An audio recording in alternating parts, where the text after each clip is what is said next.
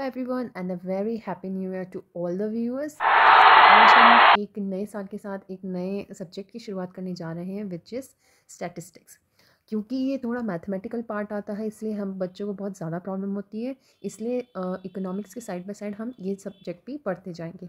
Okay, at least हम इसका introduction और बेसिक चीज़ें जान लें ताकि हमें जब इन डेप्थ में पढ़ना हो तो हमें प्रॉब्लम नहीं आए और थोड़ा इंटरेस्ट भी क्रिएट हो। तो फर्स्ट ऑफ ऑल अगर हम देखते हैं कि स्टैटिस्टिक्स होता क्या है, बहुत सारे बच्चों को इस वर्ड का मतलब भी नहीं पता होगा। तो देखिए, और हमें ये क्यों पढ़ना पड़ता है हमारे सेमेस्टर्स में, मैं इसका इंपॉर्टेंस, आज का बहुत बेसिक लेक्चर रहेगा और बहुत शॉर्ट भी रहेगा, इसीलिए हम ज़्यादा से ज़्यादा कवर करने की कोशिश करेंगे ताकि मैं आगे भी अच्छे से समझाऊंगी। बट अभी अगर एक बार फैमिलियर हो जाओगे आप लोग तो आपको अच्छे से आगे समझ में आ जाएगा। तो देखिए, हम क्या करते हैं कि हर दिन आप लोग न्यूज़पेपर पढ़ते हैं या टेलीविज़न्स देखते हैं, मैगज़ीन्स पढ़ते हैं या आप कैसे भी कम्युनिकेशन करते हैं, तो आप क्या देखते हैं कि बहुत सारी इन्फॉर्मेशन हमें उसमें दिया हुआ होता है। ठीक है, फॉर एग्ज़ाम्पल अगर आप देखेंगे अपने आसपास भी तो हमें पेड़ दिखते हैं। ठीक है, अब पेड़ का हाइट बहुत अलग अलग वेरी होता है, या अगर हम न्यूज़पेपर में देखते हैं या कोई हम किसी वेबसाइट पे डेटा देखते हैं तो हम देखते हैं जैसे हॉर्टिकल्चर स्टैटिस्टिक्स लिखा होता है। तो व्हाट डज़ इट मीन? ठीक है, तो इसका क्या मतलब होता है, किसी भी फॉर्म में हमें इन्फॉर्मेशन दिया जाता है और उस इन्फॉर्मेशन किसी फैक्ट पे या न्यूमेरिकल फिगर्स पे बेस्ड होती है, तो हम उसे क्या करते हैं अपने यूज़ में लाते हैं, जो हमें काम आएगी उससे उसका एनालाइज करते हैं एंड इस पूरे प्रोसेस को हम स्टैटिस्टिक्स बोलते हैं। ठीक है, अगर नहीं समझ में आया है अभी तो मैं आपको छोटी छोटी चीज़ों में इसको डिवाइड करके बताती हूँ। ठीक है, सबसे पहले हम जानेंगे कि डेटा, ओके, डेटा क्या होता है। ठीक है, तो सबसे पहले अगर हम डेटा देखें तो कोई भी ऐसा फैक्ट या फिगर जो कि न्यूमेरिकल या किसी और वे में उसको हम कलेक्ट करते हैं और किसी डेफिनेट पर्पस से कलेक्ट करते हैं। ठीक है, फॉर एग्जांपल आपने कई बार सुना होगा कि जो टीचर्स हैं स्कूल्स में उनकी पोस्टिंग लगी कि वो घर घर जाके पता करेंगे कि उनके यहाँ पे आसपास मोहल्ले में कितने बच्चे या कितनी महिला या कितने इन टोटल फैमिली मेम्बर्स रहते हैं। कई बार ये एग्जांपल हमने जनरली सुना होगा। तो वो लोग क्या करते हैं, वो जाके डेटा कलेक्ट करके लाते हैं और वो सिर्फ ऐसा नहीं डेटा कलेक्ट करके ले आएंगे और रख देंगे, ऐसा नहीं होगा।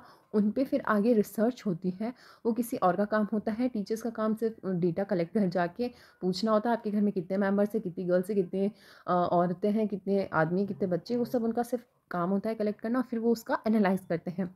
तो वो जो जाके और घर पे कलेक्ट करती है, फॉर एग्जांपल उसने एक चार्ट बना, उसने woman, children's and man, women, children and man का उसने एक टेबल बनाया। फॉर एग्जांपल किसी के घर 2 वुमेंस हैं, फिर नेक्स्ट के घर 3 है, किसी के घर 0 है, किसी के घर 1 है।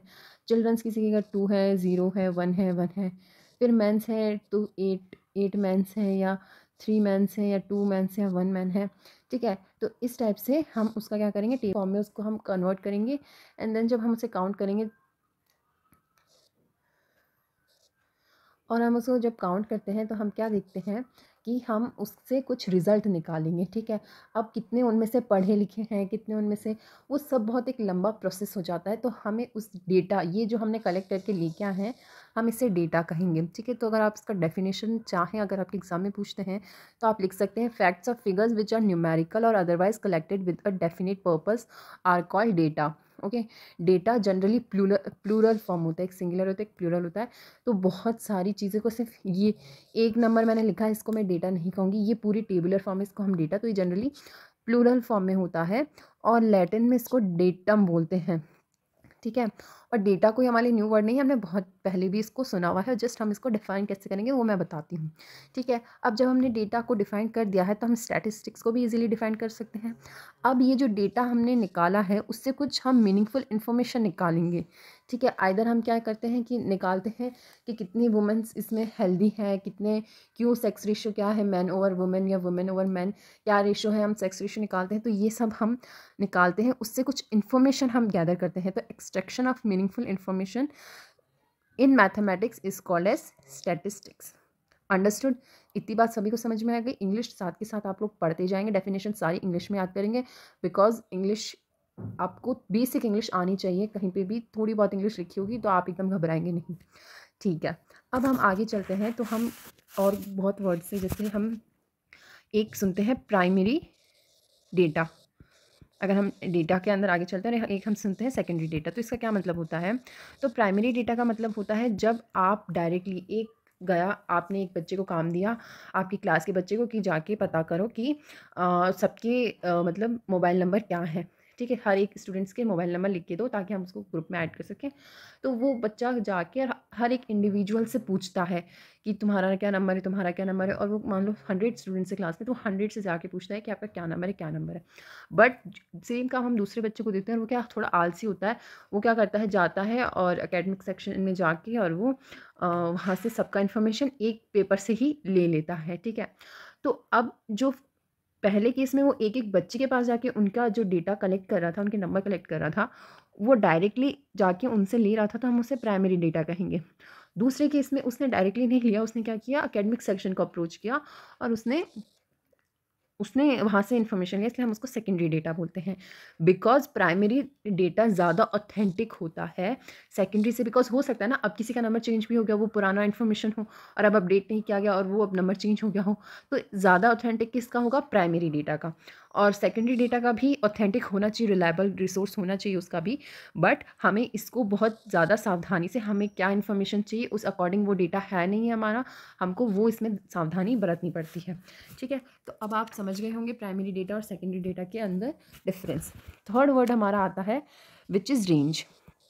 रेंज क्या होता है, मैं कई वीडियोस में रेंज बोलती भी और समझाती भी हूँ बहुत ही लेमन टर्म्स में, बट अगर हम यहाँ पे देखते हैं रेंज क्या होता है, तो मान लीजिए जैसे ये ऊपर वाला एग्जाम्पल लेते हैं हम, ठीक है। इसमें वुमेन का क्या रेंज था, तो हम हाईएस्ट क्या बोलेंगे, 3 था, और लोवेस्ट क्या था, 0 था, ठीक है। तो हम क्या इसमें लिखेंगे, 3 - 0 विच इज़ 3, है ना। और अगर हम मैन का देखेंगे तो 8 हाईएस्ट है और लोवेस्ट क्या है, 1, तो इसका रेंज क्या होगा, 8 - 1 विच इज़ 7, ठीक है। तो ये इसका रेंज होता है। रेंज को कैसे डिफाइन करेंगे, the difference of the highest, ये दिस इज़ हाईएस्ट, उनमें से हाईएस्ट, अब आप बोलेंगे 3 की हाईएस्ट थोड़ी होती है, बट जितने हमारे पास हैं उनमें से हाईएस्ट 3 है, तो हम क्या कहेंगे कि ये हाईएस्ट और लोवेस्ट वैल्यू के बीच में जो भी हमारा डेटा है उसमें हाईएस्ट और लोवेस्ट वैल्यू के डिफरेंस को ही हम क्या बोलते हैं, रेंज बोलते हैं। इसको कैलकुलेट करना बहुत ही ज़्यादा सिंपल होता है, ठीक है। इसके बाद आप एक वर्ड सुनेंगे, फ्रिक्वेंसी। बहुत ही फ्रिक्वेंट हम ये वर्ड सुनते हैं, which is frequency. Okay, frequency क्या होता है, तो फ्रिक्वेंसी का मतलब होता है कितनी बार आया है, ठीक है। फॉर एग्जांपल अगर हम इस डेटा से समझते हैं, तो मैं आपको पूछूंगी चिल्ड्रन की में एक एक बच्चा है, इसकी कितनी फ्रिक्वेंसी है, तो आप कहेंगे 2 जगह मैम 1 1 है, तो इसकी फ्रिक्वेंसी है 2, ठीक है। तो हम क्या लिखेंगे, 1 की फ्रिक्वेंसी है 2, ठीक है। अगर ये फ्रिक्वेंसी है हमारी तो ये 2 हो गई। 0 की फ्रिक्वेंसी क्या है, 1, और 2 की फ्रिक्वेंसी भी क्या है, 1, ठीक है। तो कितनी बार कोई नंबर रिपीट हो रहा है वो उसकी फ्रिक्वेंसी है 1, और आप कहेंगे 1 नंबर 2 कैसे हो गया, तो वो उसकी फ्रिक्वेंसी है 1। यहाँ पे देखिए 1 यहाँ पे 2 बार आया है, ठीक है, इसलिए हम इसको 2 फ्रिक्वेंसी लिखेंगे। तो ये बहुत ही इजीली बस वर्ड समझ जाएंगे तो आपको समझ में आ जाएगा, ठीक है। और आप इससे फिर क्या कर सकते हैं, एक फ्रिक्वेंसी डिस्ट्रीब्यूशन टेबल भी बना सकते हैं, जो कि मैं अभी आपको एक एग्जांपल के थ्रू समझा दूंगी, ठीक है। उसके अलावा कुछ वर्ड्स होते हैं, क्लास लिमिट, ठीक है, या क्लास विड्थ या क्लास साइज़ हम उसको बोलते हैं। अब ऐसा ज़रूरी नहीं है कि आप किसी क्लास का ही डेटा लेंगे तभी, स्कूल का डेटा लेंगे तभी होगा ऐसा। आप क्लास विड्थ या क्लास साइज़ किसी भी डेटा का निकाल सकते हैं, और क्लास इंटरवल्स भी आप निकाल सकते हैं। तो हम एक एक करके समझते हैं कि ये वर्ड्स क्या है, एक एग्जाम्पल से। जैसे कि हम देख सकते हैं हमारे सामने एक क्वेश्चन है, 100 plants each were planted in 100 school during one mahotsav. After 1 month, the number of plants that survived were recorded as, ठीक है। अब हमको ये एक डेटा दे रखा है कि हमारे हमारे पास कितने प्लांट्स हैं जो सर्वाइव कर चुके हैं, ठीक है।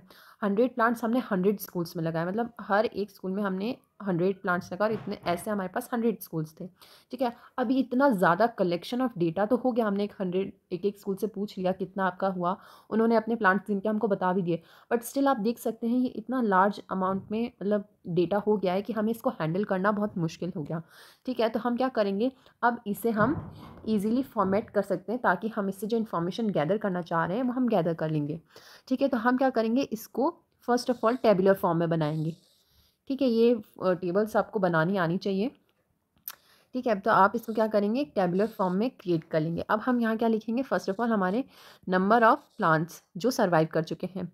फिर यहाँ हम क्या लिखेंगे, टैली मार्क्स, वो कैसे लिखते हैं वो भी मैं आपको समझा दूँगी, ठीक है। यहाँ हम लिखेंगे टैली मार्क्स, और यहाँ पे लिखेंगे हम नंबर ऑफ़ स्कूल्स, जिसको अभी मैंने आपको क्या बताया था, क्या बोलते हैं हम लोग, फ्रिक्वेंसी भी बोलते हैं, ठीक है। तो ये हम यहाँ से कैलकुलेट कर लेंगे। अब हम देखते हैं कि हमारा नंबर ऑफ प्लांट सर्वाइव्ड ये कहाँ से शुरू हो रहा है। तो आप देख सकते हैं सबसे पहले हम देखेंगे 95, 67, 28, 32, 65, ये डेटा बिल्कुल भी सिस्टमेटिक अरेंज नहीं है। तो हम क्या करेंगे, इसको एक सिस्टमेटिकली अरेंज करके चलेंगे, ठीक है। तो हम क्या करते हैं, इसका सबसे पहले हम 20 से 29, क्योंकि हम देख सकते हैं जैसे यहाँ 23 है, ठीक है। दैट मीन्स इस रेंज में काफ़ी हमको मिल सकता है, 23 हो गया, 27 हो गया, है ना। तो इस टाइप से हमको इस रेंज में मिलेंगे, तो हम एक ये रेंज कर लेते हैं। फिर हम क्या करेंगे, 30 to 39 करेंगे। फिर हम 40 to 49, then will be doing 50 to 59, then will be doing 60 to 69, 70 to 79, 80 to 89 and then 90 to 99। ओके, हम ऐसा क्यों कर रहे हैं या हम ये रेंज कैसे डिसाइड करेंगे, वो हमारे डेटा पे डिपेंड करता है। क्योंकि हमारा डेटा यहाँ पे मतलब 10 की लाइन में कोई है नहीं, तो हम टू से स्टार्ट करेंगे, 23 या 20 से स्टार्ट करेंगे हम लोग। और हमारे पास देख रहे हैं 3 डिजिट भी कोई नंबर नहीं है, 95, 98, 96 हमारे पास 9 की 2 डिजिट ही नंबर है। तो हम क्या करेंगे, अपना रेंज वहीं तक सेलेक्ट करेंगे, ठीक है। ये मैंने अभी आपको बताया था रेंज कैसे निकालते हैं। अब हम क्या करेंगे कि हम लोग कैलकुलेट करेंगे, ठीक है। तो आप इसमें से ढूंढिए कि आपको टूज़ की लाइन में कितने मिल रहे हैं। तो एक तो हमने 2 तो मार्क कर लिए, 23 और 27। इसके अलावा भी आप लोगों को कोई दिख रहा है, जैसे फर्स्ट लाइन में हमको 28 दिख रहा है, ठीक है। तो हमारे पास ये और भी आप देख सकते हैं, चेक कर सकते हैं, बट हमें टूज़ की लाइन में ये 3 दिख रहे हैं, ठीक है। तो हम क्या लिखेंगे कि हमारी फ्रिक्वेंसी कितनी बार आया है, ये 1, 2, 3 बार आया, तो हम इसको नंबर लिख देंगे 3। अब हम इसको टैली मार्क्स कितना लिखेंगे, 1, 2 एंड 3। Got it. अब हम अगर 30s में देखेंगे तो आप देख रहे हैं 32, ठीक है। फिर आप और देखेंगे 33, ठीक है। और ऐसे 32, 38 ऐसे करके आप खुद निकालिए कि आपको टोटल कितने दिख रहे हैं। जैसे 36, 34 हमें बहुत ज़्यादा नंबर्स दिख रहे हैं, ठीक है। तो आप इन सबको क्या कर सकते हैं, अलग से फिगर आउट कर सकते हैं। और आप चाहें तो अपनी बुक में इस टाइप से मार्किंग कर लीजिए, ताकि कोई नंबर छूट नहीं रहा हो, आप ये भी इंश्योर कर सकें, ठीक है। तो ऐसे आप देखेंगे तो आपको 14 दिखेंगे, ठीक है। तो हम इनको 14 लिख देते हैं। और हम अब इस टैली मार्क को कैसे लिखेंगे, तो देखिए पैटर्न अच्छे से। 14 को लिखने का 1, 2, 3, 4, 4 तक आप ऐसे स्टिक्स बनाएंगे, स्ट्रेट स्टिक्स बनाएंगे। और 5th से आप क्या करेंगे, कट। तो ये हमारा एक पेयर बन गया 5। अब हमें पता चल गया हमारा 5 का पैकेट हो गया। फिर अब 6, 7, 8, 9, फिर 4 का बना के एक कट, यूँ है ना, स्लांटिंग कट लगा देंगे। तो हमारा ये क्या, 4 जो मर्जी से किसी भी नंबर पे आप कट नहीं लगा सकते, आप 4 के बाद ही एक कट लगाएंगे, ठीक है। तो ये अब आपको 2 पैकेट का मतलब पता चलिए, हमारे पास 10 है। अब हमको कितना, 4 और चाहिए। तो 1, 2, 3 एंड 4, क्योंकि यहाँ 5 नहीं चाहिए था इसलिए हमने कट नहीं लगाए, हम इसको ओपन छोड़ देंगे, ठीक है। तो हमें यहाँ से पता चल गया कि हमारा 14 डिजिट का टैली मार्किंग आ गया। ओके, वैसे ही आप सिमिलर केस में अब आप खुद सारे पता कर सकते हैं इसमें, ठीक है। मैं आपको डायरेक्टली इसका आंसर बता देती हूँ, बट आप एक बार स्क्रीनशॉट लेके खुद से ट्राई करिए। Okay, so this is the answer. देखिए हमने नंबर ऑफ़ स्कूल्स 100 हमारे आ चुके हैं, टैली मार्क्स हमने सबका निकाल लिया है, नंबर ऑफ़ प्लांट सर्वाइव की रेंज निकाल ली है। अब इस रेंज में आप देख सकते हैं जो 20 to 29 लिखा है हमने, तो इसमें अपर लिमिट कौन सी होगी हमारी, 29, राइट। और लोअर लिमिट कौन सी होगी हमारी, 20 होगी। वैसे ही हर हम देखें 30 to 39 में अपर लिमिट 39 है और लोअर लिमिट 30 है।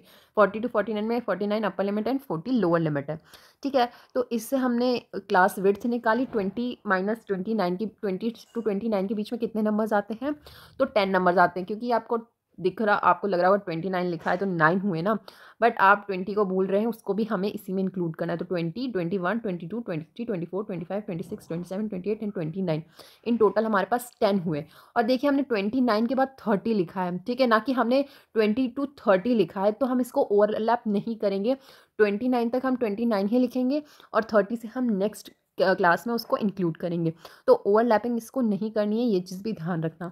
तो हमने आज के बेसिक लेक्चर में क्या क्या सीखा, हमने सीखा डेटा क्या होता है, स्टैटिस्टिक्स क्या होता है, फिर हमने उसके टाइप्स जाने, primary data and secondary data, then raw data क्या होता है, फिर हमने टैली मार्क्स लिखना सीखा, उसके बाद lower class limit and upper class limit सीखी, देन हमने इंटरवल सीखा, क्लास इंटरवल कैसे निकालते हैं, जो अभी हमने 10 निकाला, 20, 29 के बीच में कितने वो नंबर्स आते हैं वो हमने निकाला विच इज़ 10। तो हमारा 10 क्या हो गया, क्लास साइज़ हो गया, ठीक है। और फ्रीक्वेंसी डिस्ट्रीब्यूशन टेबल किसको कहते हैं, तो ये टेबल जो सामने हमने अभी क्रिएट, जो आपने अभी अपने हाथों से क्रिएट की होगी, उसे हम बोलते हैं फ्रीक्वेंसी डिस्ट्रीब्यूशन टेबल। तो ये सभी बेसिक था और आई थिंक ये समझ में आ गया होगा। नेक्स्ट क्लास में हम थोड़ा लेवल अप करेंगे और इसको और अच्छे से जानेंगे। आज के लिए इतना ही। Thank you so much.